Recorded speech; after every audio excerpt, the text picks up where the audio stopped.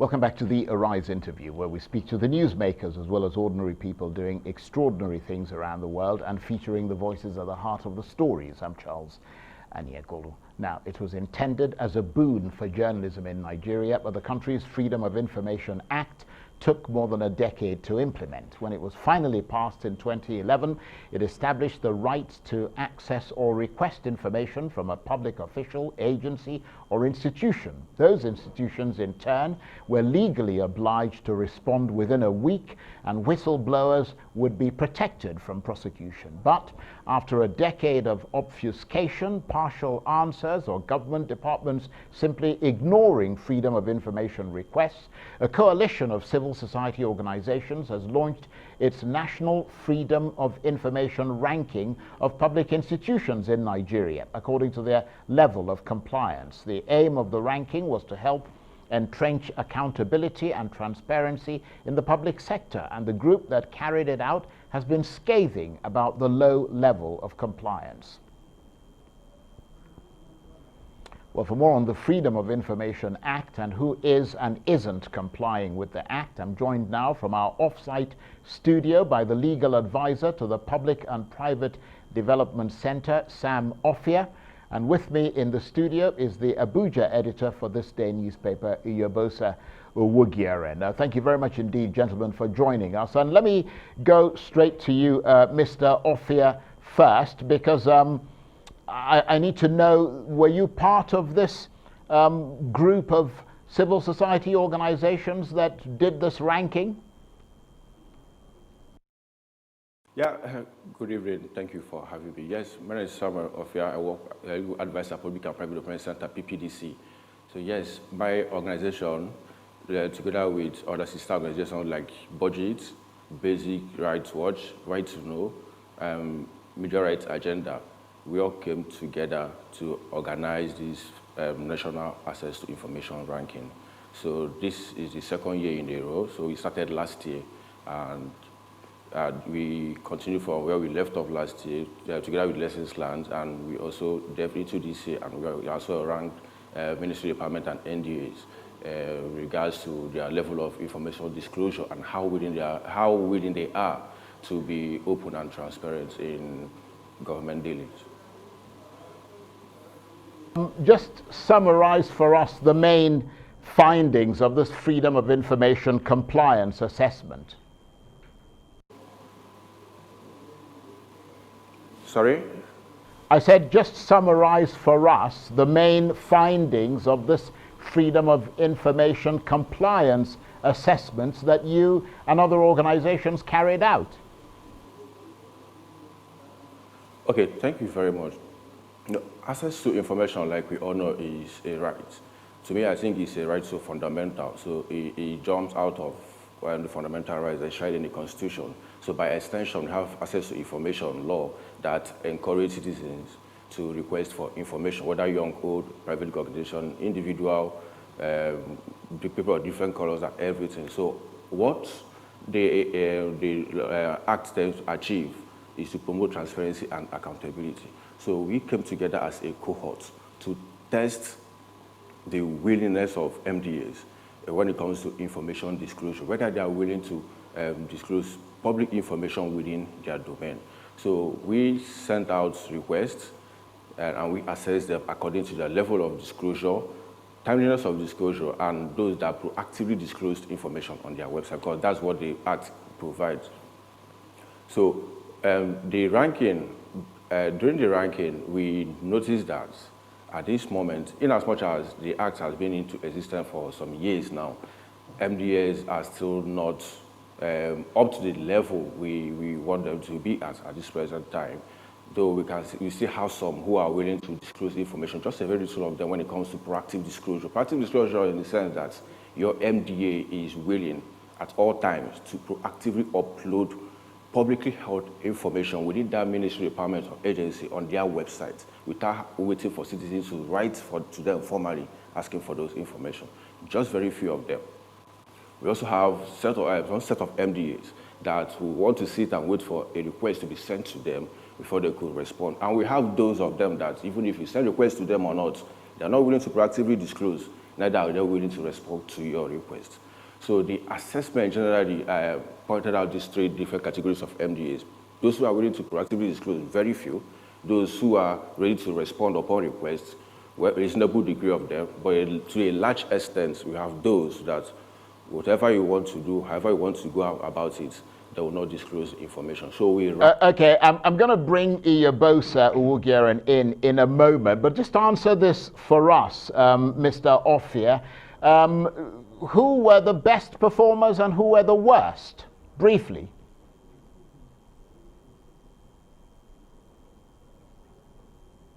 Right, okay. I'm told that he can't hear me at the moment. Let me bring Iyobosa in. We'll return to Mr. Offia in a moment. But, I mean, surely, Iyobosa, this low ranking in freedom of information compliance in Nigeria shouldn't have come as too much of a surprise, should it, given the history of this country? You are right, Chucks.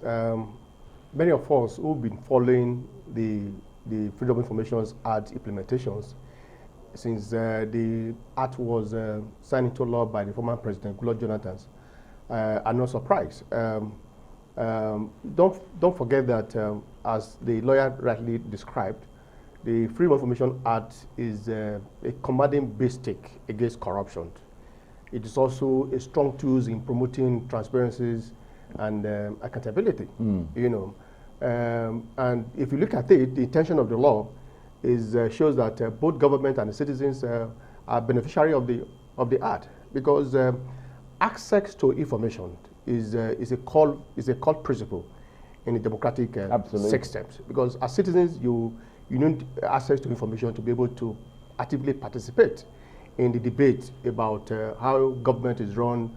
And it's also a tool that citizens can also use to hold government accountable to the people.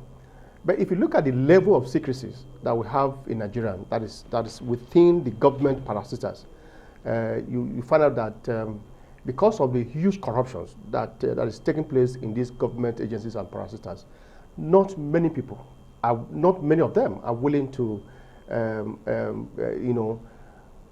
perform the obligations, their obligations as enshrined in the act, because the law says that Nigerians, citizens, or even non-Nigerians, should have access to information about what government parastatals, agencies, and ministries are doing. Well, I mean, there are a lot of things that the law says that which are not necessarily carried out. Is there still the official perception carried over from the days of the very secretive military regimes that journalists and activists who are seeking information are essentially nosy pokers and should be treated as enemies of the state?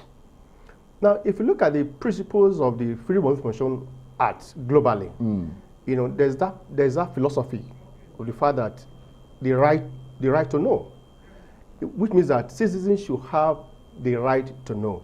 And there are other fundamentals associated with the law: openness, the access to information, proactively disclosures of information by publishing information in your website, so that people don't need to make requests before they have access to such information.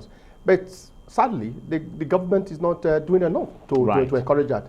Now, the Office of the Attorney General of the Federation, for example, has a critical role to play, because the Act says that all the parastatals must submit annual reports to the Office of the Attorney General, who will now present the report to the National Assembly before every February of every year. But if you also look at the ranking that was carried out by the NGO, you discover that the Office of the Attorney General and the Minister of Justice and that of the National Assembly, who ought to play a critical role in the implementation of this act, were ranked very low in the ranking. That's why the whole thing is. So if you have a National Assembly that ought to enforce this right, and they themselves are not complying, then we have a big problem in this country. That's a good point. And let me bring Sam Offia back in. Sam Offia is the legal advisor to the Public and Private Development Center, one of the groups that carried out this ranking. I was asking you before I was told that you couldn't hear me. Who were the best performers and who were the worst? Okay, thank you so much. So this year, we have the Bureau of Public Service Reforms as the best performers this year. So not just that they proactively disclose their information on their website, but for some of us that wrote to them physically, they responded to us within 7 days as stipulated in the Freedom of Information Act. So that they were so outstanding this year, and I give it to them. Then we have in second position, NIPC, Nigeria Investment Promotions Commission. They did well as well, and we also have Nigeria Export Promotion Council in third position. So, but last year, BPSR, they were one of the gold pace setters when it comes to information and access to information ranking in Nigeria. But for like 2 years before now, they were like really struggling. I don't know what happened, but this year they surprised everybody. They came out like, yes, we need to take back our position. We need to lead by example, because we are the Bureau of Public Service Reforms. We advocate for reforms within public institutions and everything, so we need to lead by example. Even though last year they did an event similar to this one we did, but that is within MDAs. Like they ranked MDAs with active websites. So what that intends to achieve is to make sure that they have the platform to proactively disclose their information. So whether you have the information available to disclose is now a different set of the advocacy. But they rank them according to whether you have a website to disclose your information or not. And this year, I think that ranking also helped most of them, because we could see some organizations like NOA, like last year, they tried.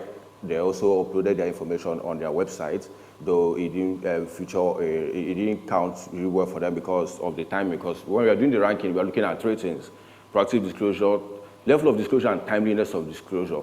So if you provide your information on your website now, and by the time people that are accessing your website are there to check and the informations are there, you get your point. But once we cut off, well, there's a cutoff of the date of accessing your website and nothing was found, and maybe much later, you start to upload your information on your website, it may not count in the ranking. Okay, Sam, I'm very sorry to interrupt you, but I need to actually know, you've told us the people who performed very well. We're going to take a break in a minute. We need to know those who performed very badly. Tell us about that.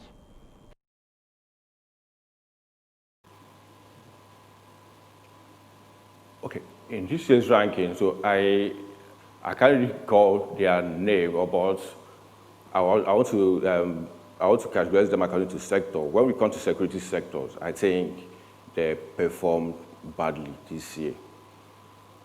Aside civil defense, NSCDC, every other security institution in Nigeria performed badly. So they are the worst performer this year, together with National Assembly. It's interesting you say that, because those are the departments that you would expect to be rather more cagey, because of course they deal with security and things like that. And you would expect the departments that you said performed very well. I mean, the Investment Promotion Commission, the exports, department and all that sort of thing, they have to deal in a proactive way with the public and try and attract investment. So you would expect them to be more open with information. But stay with us, both of you. I'll come back to you in a minute, Iyobosa. You're watching the Arise interview. Plenty more still ahead as we continue our assessment of the level of compliance in Nigeria with the Freedom of Information Act. Stay with us. Back to the Arise interview. I'm Charles Aniagolu. Now, in addition to setting forth guidelines for information requests, Nigeria's Freedom of Information Act directs public institutions to make certain information available without being asked. Public bodies should as a minimum, publish operational information, including costs, objectives, audited accounts, standards, achievements, and so on, particularly where the body provides direct services to the public. That's according to the law. But a report released by a coalition of civil society groups and non-profit media rights organizations in Nigeria says the government's track record on so-called proactive disclosure has been abysmal. Of the 211 government institutions assessed in the report, most did not comply fully with their obligations to proactively disclose information. The group gave each institution a score for disclosure over the past year, with the Bureau for Public Service Reforms emerging as the most compliant and transparent institution for the year 2020, while the Nigerian Customs Service and the Federal Inland Revenue Service, as well as the National Assembly, came bottom of the pile. And with me from our off-site studio, the legal advisor to the Public and Private Development Center, Sam Offia. That group is one of the people who carried out that compliance assessment. And here in the main studio, the Abuja editor for this day newspaper, Iyobosa Uwugiaren. And straight away to you, Iyobosa, because you were talking about what is at stake here. It's not just the fundamental tenets of media freedom that underpin the rights of the public's right to access to information. I mean, once you silence those seeking information, you essentially gag the country. Does that make the stakes very high indeed? Yes, of course. Like I rightly said, the Freedom of Information Act, is a strong enabler of people's participation in the democratic process.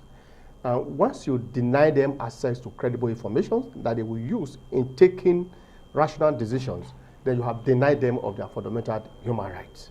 And you are also, promoting secrecies in government. Democracy is about transparency. It's about accountability, and freedom of information, as we've come to realize, is a strong enabler in the promotion of transparency and accountability. And that is why we must make conscious effort on the part of the citizens and the part of the government to ensure that all government parastatals and agencies that have obligations in implementing this Freedom of Information Act, are forced to do that. But do you find that as a journalist, when sometimes you start pushing too hard, for example, with the security services, where they consider things to be, security and you can't sort of go into this, that they get suspicious of you? Because, I mean, in terms of the fear of persecution and prosecution, we've seen someone like Julian Assange, for example, I mean, the WikiLeaks publisher, in the dock for proceedings that will ultimately decide on the Trump administration's request for his extradition to the US over his publication of leaked information. Have we seen a similar pursuit of journalists here in Nigeria? Yeah, to some extent, yeah, we have seen that, except that along the line, they met a very brick wall. Now, if you look at the act, the security agencies, for example, are not exempted from this access to information.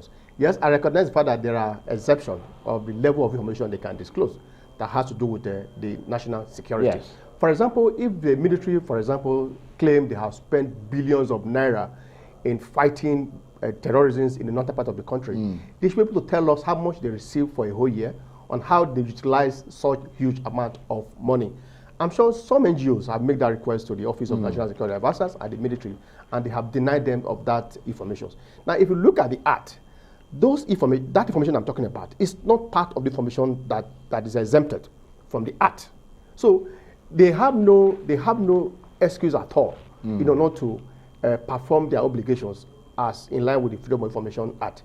Now, if you look at the report that we are discussing now, the Office of the National Security Advisors, the DSS, the Nigerian police, the army were ranked very low in that report.